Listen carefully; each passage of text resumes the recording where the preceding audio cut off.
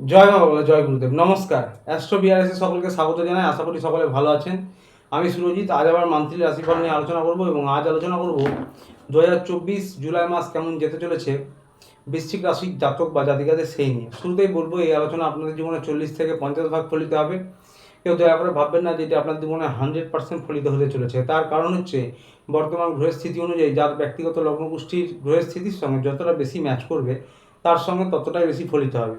এবং এটি কারোর ব্যক্তিগত লগ্ন গোষ্ঠী নিয়ে আলোচনা নয়, সেটি মাথায় রেখে দেখবেন।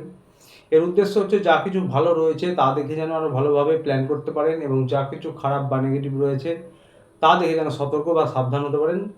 তো আর বেশি দেরি না করে আলোচনা শুরু করব। শুরুতে বলবো, যারা বিদ্যার্থী পরীক্ষার্থী রয়েছেন বৃশ্চিক রাশির, তাদের উদ্দেশ্যে আপনাদের এই মাসটা মোটের ওপর একরকম যাবে। তার কারণ হচ্ছে, আপনাদের যে 5 নম্বর হাউস, এবং সেই 5 নম্বর হাউস হচ্ছে মীন রাশির ঘরটি, এবং এখানে রাহু রয়েছে। 5 নম্বর হাউসে রাহু রয়েছে, অর্থাৎ রাহু কিন্তু অত্যন্ত ধূর্ত, চালাক। রাহু কোনো কিছু পাওয়ার জন্য পরিশ্রম করে। তো সুতরাং যারা প্রচেষ্টা পরিশ্রম করছেন তারা সফলতা অবশ্যই পাবেন, কিন্তু রাহুর ধৈর্য অত্যন্ত কম, অর্থাৎ নিয়ম ভঙ্গকারী, তার ধৈর্য কম। ডিসিপ্লিন নষ্ট হতে পারে, আপনাদের ডিসিপ্লিন মেনটেন করতে পারবেন না, এরকম হতে পারে। কোনো সিদ্ধান্ত নিয়ে হঠকারি করবেন, এবং ধৈর্য ধরে যে বিষয়গুলি করতে পারতেন, এই মাসে একটু হঠকারি সিদ্ধান্ত নেওয়ার প্রবণতা হবে। তবে আপনাদের কিন্তু 19 তারিখ পর্যন্ত বাণী এবং বুদ্ধির কারক, ট্যালেন্টের কারক বুধ ভাগ্যস্থানে রয়েছে। তো সুতরাং প্রচেষ্টা প্রয়াস করলে অবশ্যই আপনারা ভালো ফল করতে পারবেন, কিন্তু ওই যে বললাম, হঠকারিতা, তারপরে ধৈর্য কম হওয়া, ডিসিপ্লিন নষ্ট হওয়া, এইসব বিষয়গুলি খেয়াল রাখতে হবে। ভুল ভ্রান্তি হতে পারে, তাই ভালোভাবে মনোযোগ দিয়ে প্রচেষ্টা প্রয়াস করুন। পড়াশোনার ক্ষেত্রে, যে কোনো কম্পিটিটিভ এক্সামের ক্ষেত্রে, অ্যাডমিশনের ক্ষেত্রে আপনারা সফলতা পাবেন তবেই। যারা গবেষণামূলক পড়াশোনা করছেন, উচ্চশিক্ষায় রয়েছেন, এবং যারা তন্ত্রমন্ত্র জ্যোতিষ নিয়ে পড়াশোনা করছেন, তাদের ক্ষেত্রেও বলবো যে পরিশ্রম প্রয়াস করুন, আপনারা মোটের উপর সফলতা পাবেন। আপনাদের মোটের উপর একরকম যাবে এই মাসটা। এবার বলবো লাভ রিলেশন নিয়ে।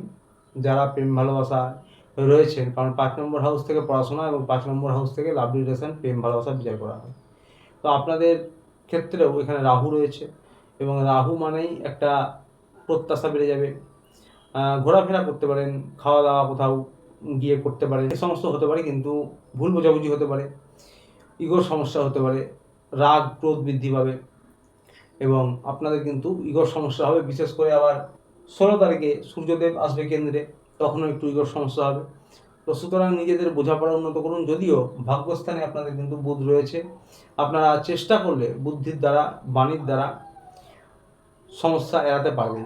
তাই নিজেদের বোঝাপড়া উন্নত করুন, তাহলে আপনাদেরও রোম্যান্টিকতা মোটের ওপর ভালো থাকবে, আকর্ষণ বাড়বে, এবং আপনাদের একরকম যাবে মোটের ওপর এই মাসটা। এবার হলো হাজব্যান্ড ওয়াইফ নিয়ে।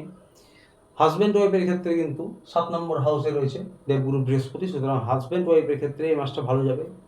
দায়িত্ব বাড়বে, আপনারা কেয়ারফুল হতে পারেন একে অপরের প্রতি। দায়িত্ব কর্তব্য আপনাদের বাড়তে পারে, বা আপনাদের রোম্যান্টিকতা বাড়ার সাথে সাথে, আকর্ষণ বাড়ার সাথে সাথে একে অপরের প্রতি কেয়ারফুল হতে পারেন, এবং আপনাদের মোটামুটি ভালো যেতে চলেছে এই মাসটা।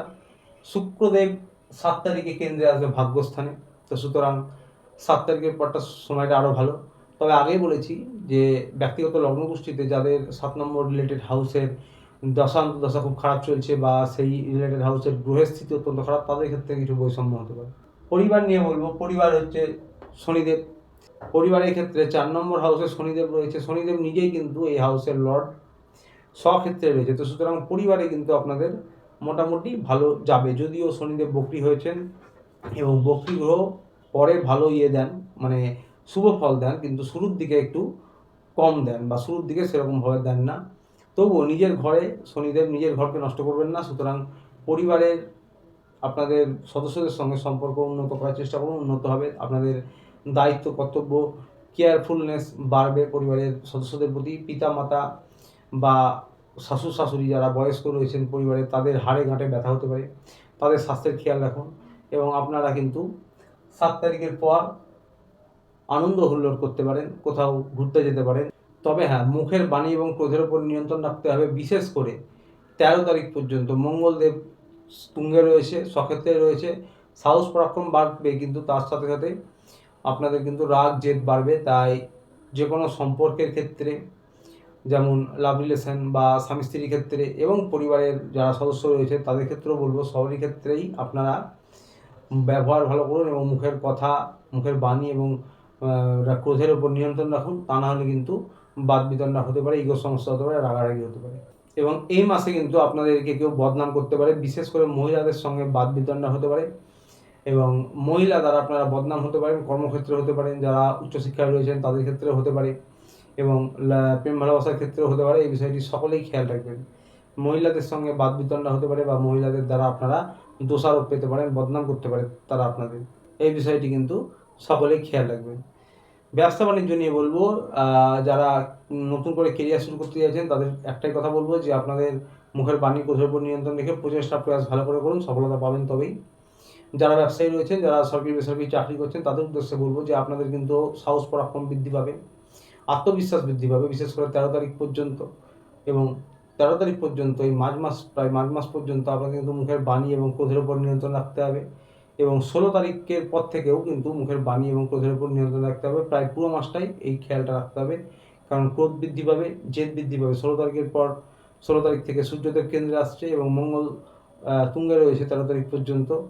তো এই বিষয়টি খেয়াল রাখবেন। তাছাড়া অর্থনৈতিক পরিকাঠামো মোটের উপর ভালো থাকবে এবং আপনারা কিন্তু কর্মক্ষেত্রে যারা সরকারি বেসরকারি চাকরি করেন, বড় সিনিয়র যারা রয়েছেন, কলিগ, বস, তাদের সঙ্গে বাদ বিতণ্ডায় জড়াতে পারেন, কোনো মহিলার দ্বারা বদনাম হতে পারেন বা কোনো মহিলার সঙ্গে বাদ বিতণ্ডায় জড়াতে পারেন। এই বিষয়টি খেয়াল রাখবেন। আপনাদের প্রমোশন, পদোন্নতির সুযোগ আসবে এবং কিছু দেরি হতে পারে, ডিলে হতে পারে এবং আপনারা যারা প্রচেষ্টা প্রয়াস করছেন তাদের সময়টা 7 তারিখের পর থেকে ভালো আসবে, ভাগ্য সাথ দেবে। এবং ব্যবসায়ী ক্ষেত্রে বলবো, যে কোনো ব্যবসায়ী যারা যে কোনো ধরনের ব্যবসা করুন না কেন, আপনাদেরও 7 তারিখের পর থেকে সময়টা ভালো, কোনো কিছু শুভ করার জন্য, কোনো নতুন বড় ডিল, নতুন কোনো ব্যবসা করার জন্য, পার্টনারশিপে কোনো ব্যবসা করার জন্য 7 তারিখের পর সময়টা ভালো। রাজনৈতিক ফিল্ডে যারা রয়েছেন আপনারাও কিন্তু একটু ক্রোধ নিয়ন্ত্রণ করবেন, মুখের বাণী এবং ক্রোধের উপর নিয়ন্ত্রণ রাখবেন। 7 তারিখের পর থেকে আপনাদের কিন্তু নাম যশ প্রতিপত্তি বা নিজেদের পপুলারিটি বাড়ানোর সুযোগ রয়েছে। তো অর্থনৈতিক পরিকাঠামো মোটের ওপর একরকম থাকবে এই মাসটা। এবার বলবো স্বাস্থ্য নিয়ে, যারা 12 মাস কোনো পুরনো সমস্যায় ভোগেন, হাঁটাহাঁটি যোগব্যায়াম করতে পারেন। এবং সকলের জন্য বলবো যে আপনাদের কিন্তু মাথা যন্ত্রণা, চোখ ঝাঁঝা করা, রক্তজনিত যে কোনো সমস্যা, high blood pressure, low blood pressure এবং বিশেষ করে 8 নম্বর হাউসে সূর্যদেব রয়েছে, বুকজনিত কোনো সমস্যা, চোখে জ্বালা, মাথা যন্ত্রণা, শুক্র রয়েছে, পেট জাতীয় যে কোনো সমস্যা, যাতে বিশেষ করে কিডনি বা স্টমাক জাতীয় কোনো সমস্যা আছে, এইসব বিষয়ে টুকটাক সমস্যা হতেই পারে এবং অ্যালার্জি হতে পারে। এই বিষয়গুলি খেয়াল রাখবেন। প্রতিকার নিয়ে বলবো, যারা বৃশ্চিক রাশির জাতক বা জাতিকা রয়েছেন, আপনাদের কিন্তু লর্ড হচ্ছে মঙ্গলদেব। তো সুতরাং আপনারা হনুমানজির মন্দিরে গিয়ে, বজরংবলীর মন্দিরে গিয়ে প্রত্যেক মঙ্গলবার পুজো দেবেন এবং সম্ভব হলে মঙ্গলবার মন্দিরে গিয়ে বজরংবলীর চালিসা পাঠ করুন এবং বাড়িতে প্রত্যহ একটা হনুমান চালিসা নিয়ে এসে পাঠ করুন, অত্যন্ত ভালো প্রতিকার হবে। বাড়ির ছাদে বা উঠোনে পাখিদেরকে কিছু খাবার খাওয়ান, এটি সারা জীবন করতে পারেন, অত্যন্ত ভালো প্রতিকার হবে। তো আসছিল এই পর্যন্ত। ভিডিওটি ভালো লাগলে চ্যানেলটি সাবস্ক্রাইব করে লাইক করে পাশে থাকবেন। দেখা হচ্ছে আবার পরের ভিডিওতে। ততদিন ভালো থাকবেন, সুস্থ থাকবেন। নমস্কার।